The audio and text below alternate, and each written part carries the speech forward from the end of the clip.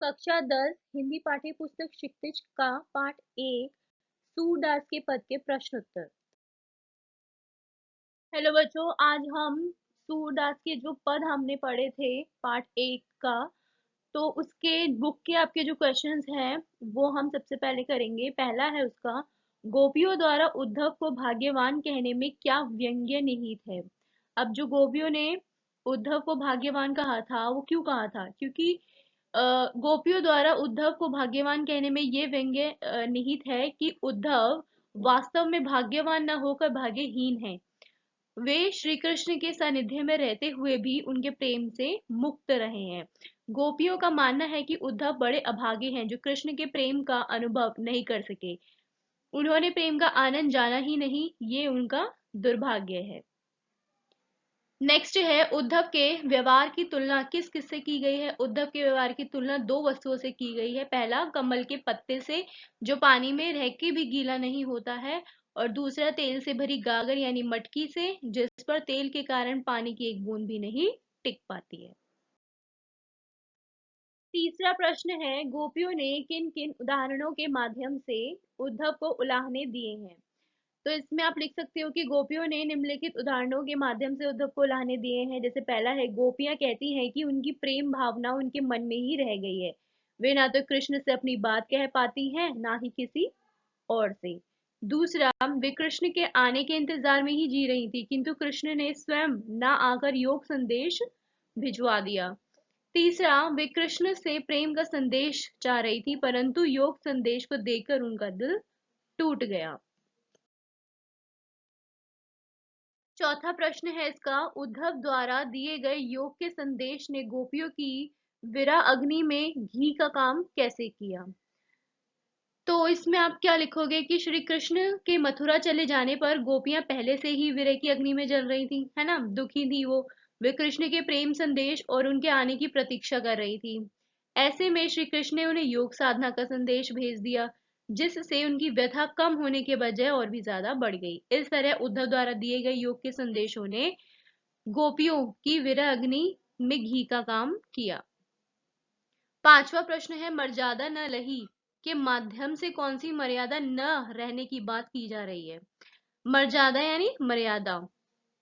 मर्यादा न लही के माध्यम से प्रेम की मर्यादा न रहने की बात की जा रही है। कृष्ण के मथुरा चले जाने पर वह उनकी प्रतीक्षा कर रही थी, मर्यादाओं से लिपटी हुई इस वियोग को सहन कर रही थी, क्योंकि वे कृष्ण से प्रेम करती हैं। उद्धव द्वारा योग संदेश देखकर गोपी अपनी मर्यादा छोड़कर बोलने पर मजबूर हो गई। इस प्रकार कृष्ण ने प्रेम की मर्यादा नहीं रखी, वापस लौटने का वचन देकर भी वो गोपियों से मिलने नहीं आए।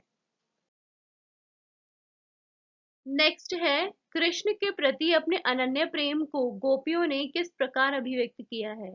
गोपियों ने कृष्ण के प्रति अपने अनन्य प्रेम की अभिव्यक्ति निम्नलिखित रूपों में की है। वे अपनी स्थिति गुड़ से चिपटी चींटियों से करती है ना, जो किसी भी दशा में कृष्ण प्रेम से दूर नहीं रह सकती है। वे श्री कृष्ण को हारिल की लकड़ी के समान मानती है। वे श्री कृष्ण के प्रति मन, कर्म और वचन से समर्पित हैं। उन्हें कृष्ण प्रेम के आगे योग संदेश कैसा लग रहा है, कड़वी ककड़ी जैसा। सातवां प्रश्न है इसका, गोपियों ने उद्धव से योग की शिक्षा कैसे लोगों को देने की बात कही है। गोपियों ने उद्धव से योग की शिक्षा उन लोगों को देने की बात कही है जिनके मन स्थिर नहीं है, जिनके हृदयों में कृष्ण के प्रति सच्चा प्रेम नहीं है, जिनके मन में भटकाव है और दुविधा है।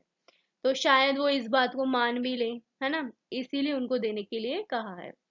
आठवां है, प्रस्तुत पदों के आधार पर गोपियों का योग साधना के प्रति दृष्टिकोण स्पष्ट करें। प्रस्तुत पदों के आधार पर स्पष्ट है कि गोपियां योग साधना को नीरस, व्यर्थ मानती हैं।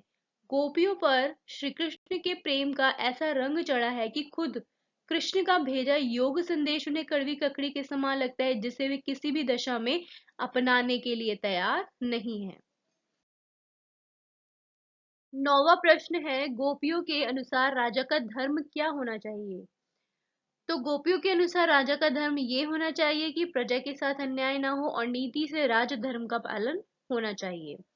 10वां है, गोपियों को कृष्ण में ऐसे कौन से परिवर्तन दिखाई दिए जिनके कारण वे अपना मन वापस पा लेने की बात कहती हैं।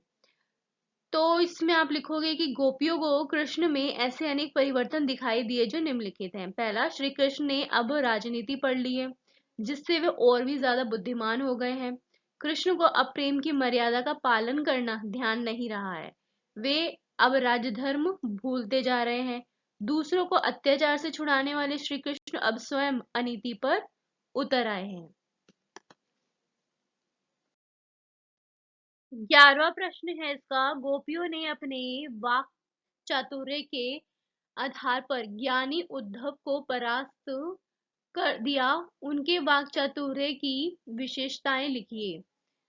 तो गोपियां कैसी थी? वाक चतुर है ना।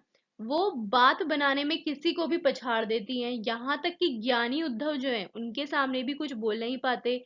कारण क्या है कि गोपियों के हृदय में कृष्ण प्रेम का सच्चा रस है। यही आवेग उद्धव की बोलती को बंद कर देता है। 12वां प्रश्न है इसका, संकलित पदों को ध्यान में रखते हुए सूर के भ्रमर गीत की मुख्य विशेषताएं बताइए। सूरदास के पदों के आधार पर भ्रमर गीत की निम्नलिखित विशेषताएं हैं। पहली, सूरदास के भ्रमर गीत में विरह व्यथा का मार्मिक वर्णन है। भ्रमर गीत में शुद्ध साहित्यिक ब्रज भाषा का प्रयोग हुआ है। इस गीत में सगुण ब्रह्म की सराहना है। इसमें गोपियों के माध्यम से वाक्पटुता और व्यंग्यात्मकता का भाव मुखरित हुआ है। गोपियों का कृष्ण के प्रति एकनिष्ठ प्रेम दर्शाया गया है। उद्धव के ज्ञान पर गोपियों के वाक चातुर्य और प्रेम की विजय का चित्रण हुआ है। सूरदास कवि होने के साथ साथ क्या है? सुप्रसिद्ध गायक। ओके, अब यहाँ पे हमने रचना और अभिव्यक्ति का 14th क्वेश्चन लिया है। उद्धव ज्ञानी थे, नीति की बातें जानते थे। गोपियों के पास ऐसी कौन सी शक्ति थी जो उनके वाक्चातुर्य में मुखरित हो उठी? तो इसमें आप लिखोगे कि उद्धव ज्ञानी थे, नीति की बातें जानते थे, किंतु उन्हें व्यवहारिकता का अनुभव नहीं था। गोपियों ने यह जान लिया था कि उद्धव को श्री कृष्ण से अनुराग नहीं हुआ है, क्योंकि वो उनके साथ भी रहते हैं। इसलिए उन्होंने कहा था कि प्रीति नदी में पाँव न बो रहे हो। उद्धव के पास इसका कोई जवाब ही नहीं था। इससे गोपियों का जो वाक्चातुर्य है वो दिखता है ना, मुखरित होता है। गोपियां कृष्ण से असीम लगाव रखती थी, जबकि उद्धव को प्रेम जैसी भावना से कोई मतलब ही नहीं था। उद्धव को चुप्पी साधे देख गोपियों का जो वाक्चातुर्य है वो और भी ज्यादा मुखर हो उठा। 15वां प्रश्न है इसका, गोपियों ने ये क्यों कहा कि हरि अब राजनीति पर आए हैं? क्या आपको गोपियों के इस कथन का विस्तार समकालीन राजनीति में नजर आता है? तो इसमें जब गोपियों ने देखा कि जिस कृष्ण की वो बहुत टाइम से, बहुत समय से प्रतीक्षा कर रही थी, वो नहीं आए, है ना, उद्धव द्वारा योग संदेश भेजकर उन्हें इसमें कृष्ण की क्या नजर आई? चाल नजर आई। वे इसे अपने साथ छल समझने लगी। इसलिए उन्होंने कहा कि हरि है राजनीति पढ़ी आए। उनका यह कथन कहीं ना कहीं आज की भ्रष्ट राजनीति को परिभाषित करता है। आज की राजनीति तो सिर से पैर तक छल कपट से भरी हुई है, राइट। नेता अपनी बातों से नदियां, पुल, सड़कें और न जाने पता नहीं क्या क्या ही बनवा देते हैं, है ना। किंतु जनता लुटी पुटी सी नजर आती है। आजादी के बाद से गरीबी हटाओ का नारा लग रहा है, किंतु तब से लेकर आज तक गरीबों की कुल संख्या में वृद्धि हुई है ना। और इसीलिए गोपियों का ये जो कथन है वो समकालीन राजनीति पर खरा उतरता है। तो आपकी जो पाठ्य पुस्तक थी, मतलब जो बुक के आपके क्वेश्चंस थे, प्रश्न अभ्यास हो तो खत्म हो गए। अब यहाँ पे कुछ एक्स्ट्रा क्वेश्चंस हैं। अन्य कुछ प्रश्न उत्तर हम यहाँ पे देखेंगे। पहला है, गोपियों ने उद्धव को बड़भागी क्यों कहा है? गोपियों ने उद्धव को इसीलिए बड़भागी कहा है क्योंकि उद्धव श्री कृष्ण के प्रेम से दूर हैं। ठीक है। हालांकि वो साथ में रहते हैं, लेकिन फिर भी उनके जो मोह है, उनका जो प्रेम है, उससे वो दूर रहे हैं। उन्हें कृष्ण का प्रेम अपने बंधन में नहीं बांध सका।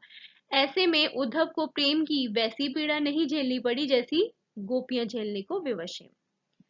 दूसरा प्रश्न है, नंद नंदन शब्द का प्रयोग किसके लिए किया है? नंद नंदन शब्द का प्रयोग नंद बाबा के पुत्र श्री कृष्ण के लिए किया गया है।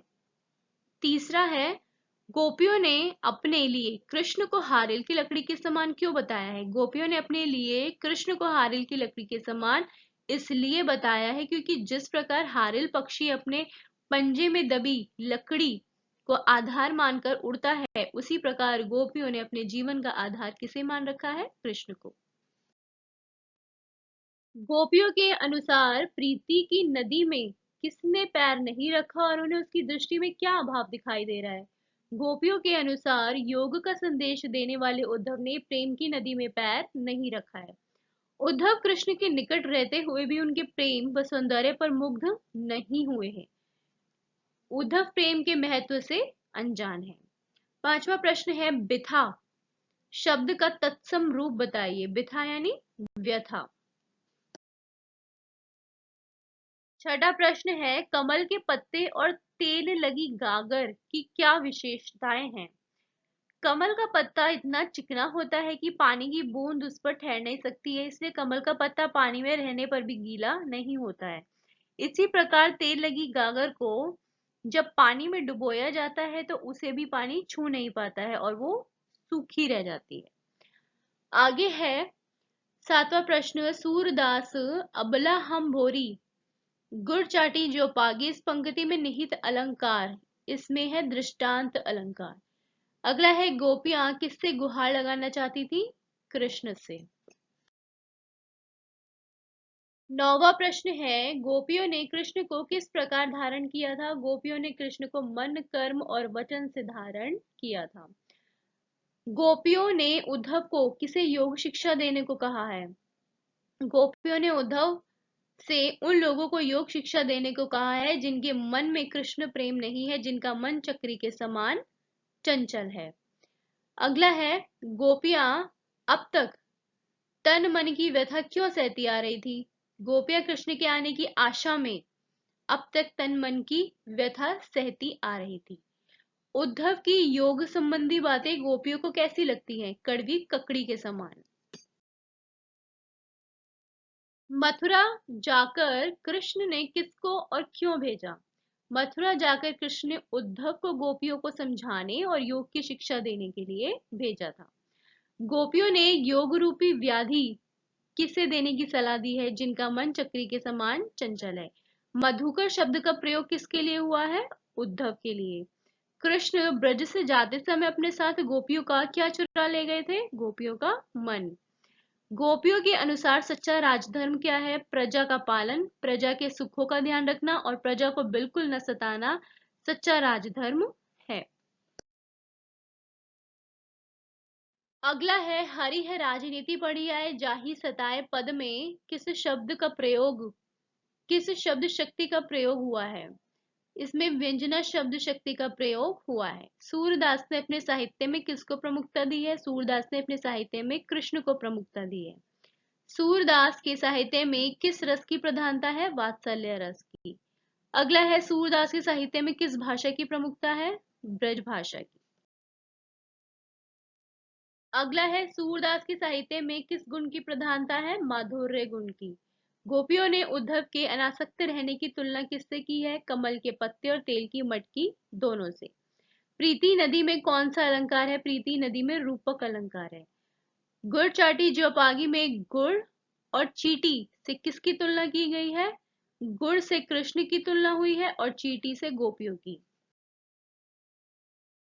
गोपियों ने स्वयं को भोरी क्यों कहा है? गोपियों ने स्वयं को भोरी इसलिए कहा है क्योंकि वे छल कपट और चतुराई से दूर थी। भोरी यानी कि भोली।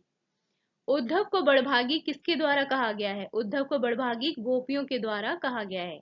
अपरस शब्द का यहाँ क्या अर्थ है? अपरस शब्द का अर्थ है अनासक्त।